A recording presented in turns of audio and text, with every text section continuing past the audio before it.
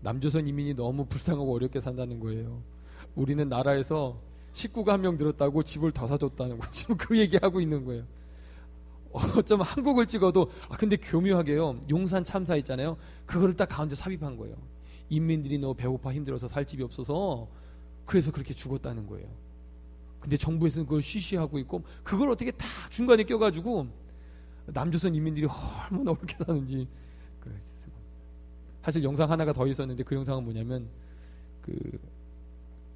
북한군 장교가 북한의 그 청진이라는 그 지역에서 캠코더로 찍었어요. 그 찍은 거를 일본에 가져가서 실상을 보여주고 싶었다. 경제 실상을. 그래서 일본에서 그 테이프를 한국 중앙일보에서 이렇게 단독으로 입수해서 그 만든 영상이 있는데 그건 제가 지워졌네요. 북한의 아이들 그 영상이거든요. 정말 지금 남조선 찍어준 거하고 똑같아요. 너무 기아에 허덕이고 너무 불쌍하고. 그거는 연출된 장면, 저거는 연출된 장면이죠. 보금자리 뭐 좋아하는 거지만 연출된 거지만 실상 북한의 그 모습들은 어마어마합니다. 제가 토탈 한 4시간 걸린 것 같아요. 제가 북한에 대한 그 기사를 전부 다 검색해 봤어요. 최근 한 2년 사이에 올라왔던 기사를 다 봤습니다. 제가 좀 정리를 좀 했습니다. 지금 북한의 경제 상태는요 20년 전부터 계속 침체입니다. 한 번도 나아진 적이 없어요. 한 번도 새로워진 것도 없고요. 계속 1980년대 초반부터 쭉 계속 내려갔습니다. 그 세계 식량 정책 연구소라는 곳에서 굶주림이 심한 나라 탑3를 뽑았어요. 1등은 북한, 2등은 콩고, 세 번째는 부룬디, 다 이제 아프리카에 있는 나라들이고 첫째가 북한입니다. 그 퍼센테이지 산술적으로 그 숫자를 볼 때 30이면 매우 위험한 수준인데 북한은 19예요. 굉장히 심각하다는 것이죠.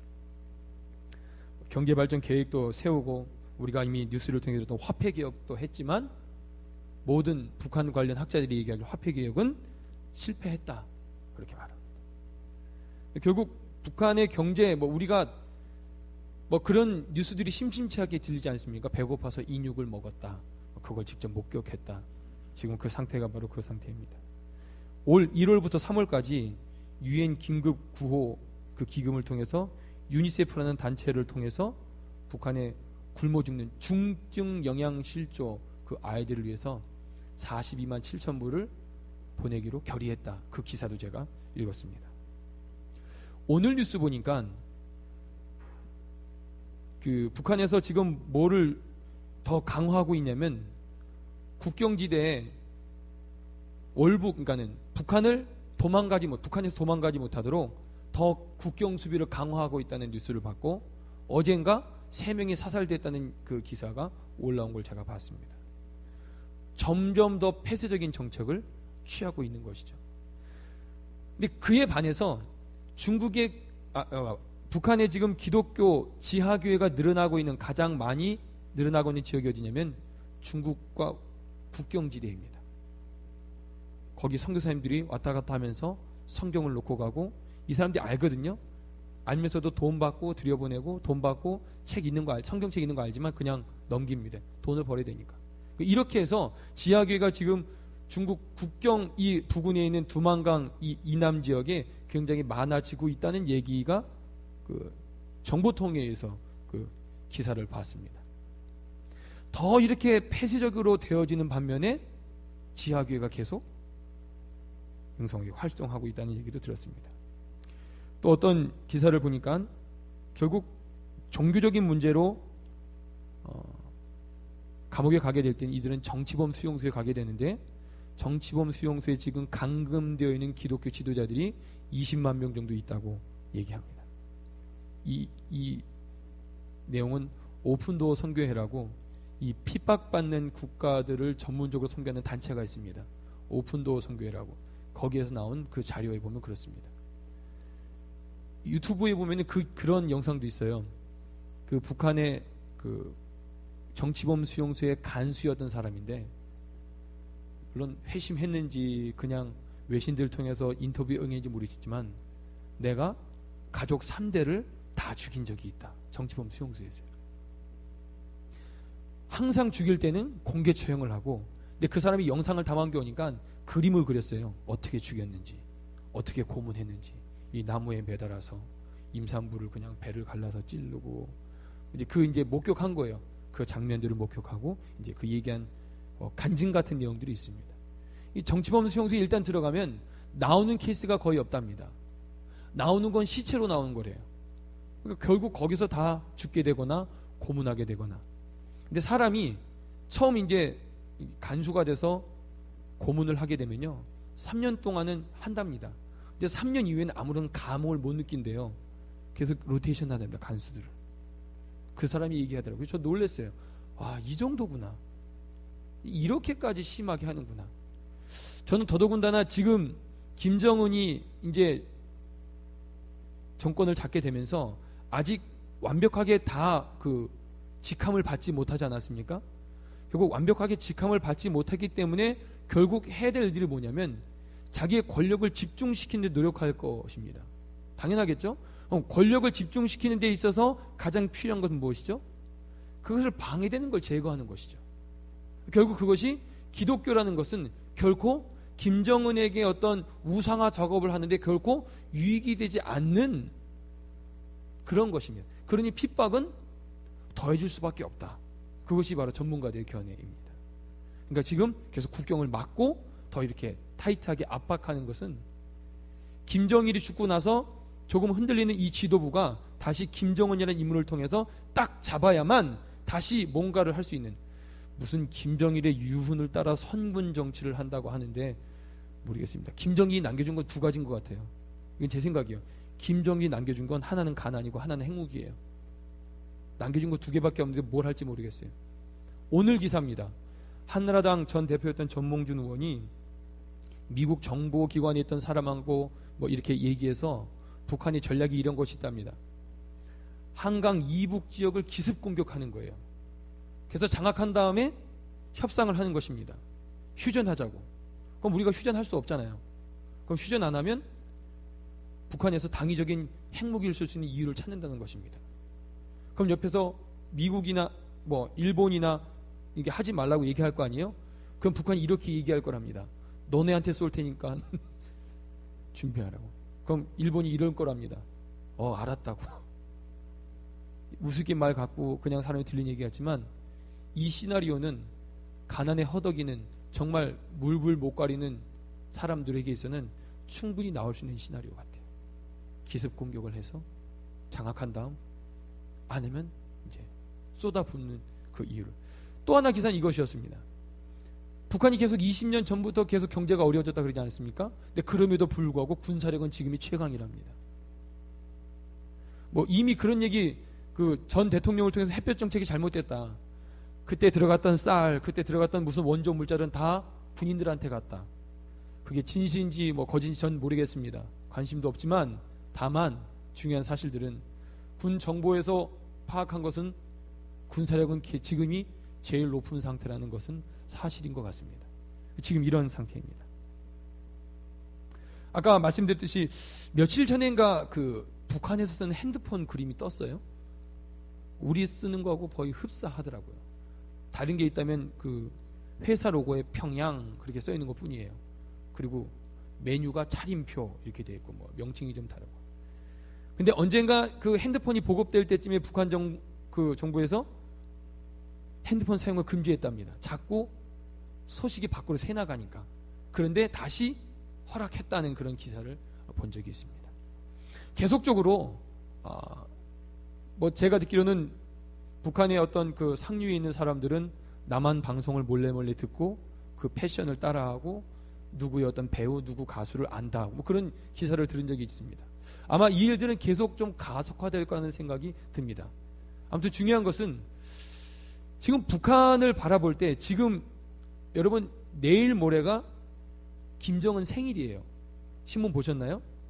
지금 김정은 생일 때 북한이 어떤 규모로 이 생일 잔치를 할 것인가에 대한 그것을 사람들이 이제 보고 있더라고요. 제 생일이 4월 15일인데 김일성 생일이에요. 태양절입니다. 제일 중요한 명절인데, 근데 여러분 놀라운 게 뭔지 아세요? 김일성이 죽고 김정일이 딱 그 지도자가 된 다음에 김정일이 2월 16일인데 2월 16일이 최대 명절로 바뀌었어요. 그러니까 기대하는 거예요. 만약 김정은이 정권 세습을 그대로 잘 했으면 1월 8일이 국경일이 되는 것이 당연히 가장 중요한 날로. 지금 김정일 죽은 지 얼마 안 돼서 이걸 어떻게 할 것인가, 지금 이것을 통해서 정권을 어느 정도 장악했는지, 이런 얘기들을 뭐 이제 계속 하고 있다는 얘기를 제가 오늘 뉴스까지 그렇게 확인했습니다. 아무튼 중요한 사실들은 경제는 어렵다는 사실인 것입니다.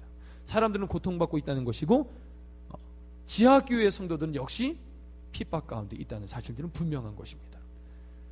가장 핍박하는 국가, 기독교가 들어갔을 때 기독교를 가장 핍박하는 국가 1등이 역시 북한입니다. 2등이 사우디아라비아예요. 굶주림 1등이 북한이고 2등이 아까 콩고라 그랬죠.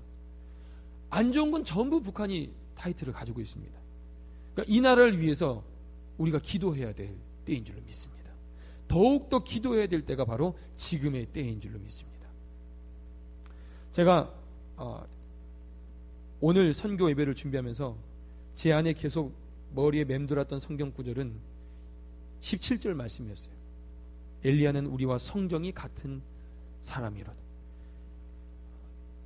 여러분, 성정이 같다는 말은 무엇이냐면 비슷한 감정을 느끼는, 이게 일반적인 말이라면 좀 더 풀어 얘기해보면 지정의가 다르지 않은 똑같은 사람을 가리켜 성정이 같다고 표현하는 것입니다.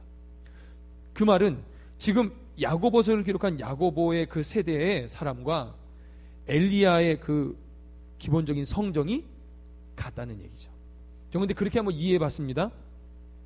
그 성정이 오늘 우리와, 이 성경을 본 우리와 같은 줄로 믿습니다. 아멘. 우리가 이 성정이 같다면 우리의 성정을 가지고 있는 또 다른 북한 사람들 역시 우리와 똑같은 성정을 가지고 있는 줄로 믿습니다. 제가 그것이 매치가 되기 시작했어요.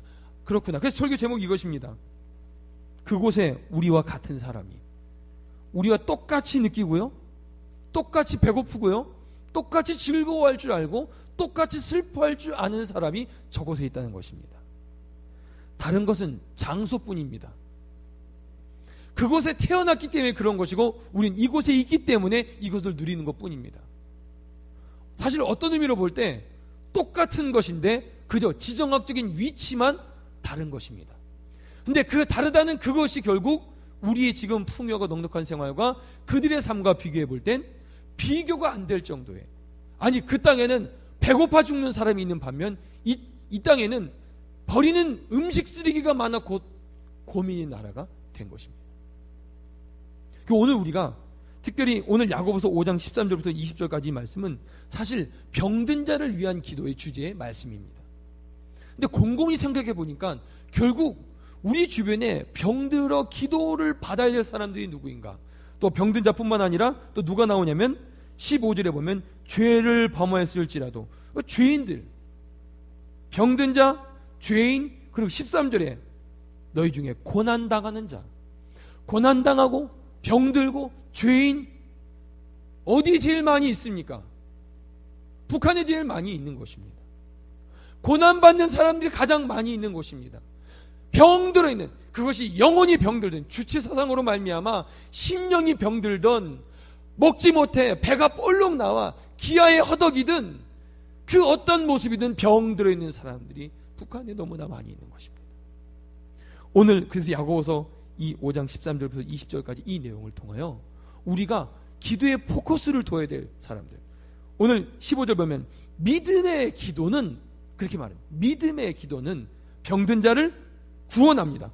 죄를 범하였을지라도 사하심을 얻게 한다고 말씀하고 있는 것입니다. 믿음의 기도는 하나님이 행하실 것에 대한 확신을 가지고 하는 기도인 것입니다. 하나님이 이루실 것이다, 하나님이 응답하실 것이라는 그것을 가지고 기도하는 것입니다. 그래서 오늘 우리가 이 북한 땅을 위해서 기도해야 될 마땅한 이유를 오늘 야고보서 5장을 통하여 발견하게 되는 것입니다. 뉴스를 통하여, 매스컴을 통하여 들려지는, 보게 되어지는 그 북한의 소식들, 여전히 굶주림에도 불구하고 그냥 방송으로는 좋아 보이는 것. 아버지 수령님이 좋은 집을 주셨는데 식구가 늘어서 더 큰 집을 공짜로 주셨고, 자본주의 사회는 집이 너무 비싸도 집을 살 수 없어 길거리에 나돌고 있는, 다 거짓은 아니지만 그것만을 믿고 사는 사람들에게는 전혀 세상의 물정을 모르게 하는 그런 브레인워시라고 그러잖아요. 세뇌 교육하는, 계속적으로 그렇게 교육받고. 아니 어떻게 그렇게 울 수 있어요? 적절한 표현 같지만 우리 가족이 주님 품에 갈 때 저렇게 울을까? 땅을 치고 울잖아요. 여러분 소름 끼치지 않으시나요? 저 사람들 다 어떻게 됐길래 그렇게 할 수 있을까? 아니 무슨 생각으로 저렇게 할까? 근데 가만히 보니까 아까 젊은 애들 보니까 카메라를 의식하는 것 같더라고요. 이렇게 우는 것 같아요. 제가 봤습니다. 그 친구는 봤는데. 근데 아무튼 그 나이 많은 사람들이 김일성 빼지다고 이 사람들은 그냥 진짜 진정성이 느껴지는 슬픔 같았어요. 김정일이 죽은 게 정말 애통해서 정말 너무 슬퍼서 우는 그런 사람들의 모습. 김일성 죽었을 때와 똑같은 모습이 연출되고 있는 것입니다. 우리 그냥 여기서 웃어버리잖아요. 어이가 없으니까. 근데 저기서는 그게 실제입니다. 그렇게 살아가고 있는 것이에요. 그래서 우리가 오늘 이 말씀 통해서 함께 기도하고 북한을 위해 중보하는 그런 시간이 되길 원합니다. 우리 마지막으로 19절과 20절을 다시 한번 읽겠습니다. 내 형제들아, 너희 중에 미혹하여 진리를 떠난 자를 누가 돌아서게 하면, 누가 돌아서게 하겠습니까? 우리입니다. 진리에 떠난 자를 돌아서게 할, 미혹당한 자들을 돌아서게 할 수 있는 그런 사람들은 믿음의 기도를 통하여 우리가 해야 될 사명입니다. 20절, 너희가 알 것은 죄인을 미혹한 길에서 돌아서게 하는 자가 그 영혼을 사망에서 구원하며, 그 영혼을 사망에서 구원하며 허다한 죄를 덮을 것이라. 허다한 죄가 있더라도 그 죄에 대해서 용서함을 받게 될 것이다. 누가? 그들을 그 길에서 돌이키게 한 자가 그런 은혜를 누리게 될 것입니다. 다니엘서에 기록된 것처럼 많은 사람을 옳은 대로 인도한 자는 어떻게 한다고 말씀하십니까? 하늘의 별과 같이 빛나게 할 것이다. 그것이 하나님의 약속의 말씀인 것입니다. 우리가 그들을 위해 기도하고 중보할 때, 김정일이 죽은 게 저는 분명히 저희 한국의 지도 교수님 박영환 교수님이 북한 선교 연구소 소장님이었는데 그 맨날 모여서 기도했어요. 북한을 위해서 기도하는 모임들이 굉장히 많이 있습니다. 저는 김정일이 죽은 게, 그리고 김정은이 그 승계를 받는 그것이 저는 그냥 그들만의 아이디어로 그들 생각이 움직이는 것이라고 저는 결코 생각하지 않습니다. 하나님의 개입하심, 역사의 주관 되신 하나님께서 그 일들을 계속적으로 움직여가고 계심을 저는 확신합니다. 그러하기 때문에 우리가 더욱더 기도에 함께 해야 하는 것입니다. 기도에 함께 우리 마음을 모아야 되는 것입니다. 우리가 그렇게 할 때 오늘 19절 20절에서 우리에게 약속해 주신 말씀처럼 그들이 돌아서게 되면 그 영혼이 구원을 받고 그의 모든 죄를 사하심 받게 될 것입니다. 여러분, 통일이 된 견해를 어떻게 가지고 계신지 모르겠지만 저는 통일이 되었으면 좋겠습니다. 통일이 되었으면 좋겠던 이유는 한민족 가운데 그냥 이데올로기라는 그 자체가 신앙을 막고 예수님을 못 믿게 되고 고통받고 고난받는 것들이 멈춰지길 원해서 통일이 되었으면 좋겠습니다. 정치적인 이슈는 모르겠습니다만 통일이 되어서 그 땅에 오늘 우리가 처음 찬양 부른 것처럼 푸르고 푸른 그리스도의 계절이 그 땅 가운데 오기를 원하는 마음에 통일이 되었으면 좋겠습니다. 나아가 그 통일에 그 물꼬를 트는 것이 복음이 되었으면 좋겠습니다. 어떤 강대국의 이익에 의해서 그것 때문에 갈라진 것 아닙니까?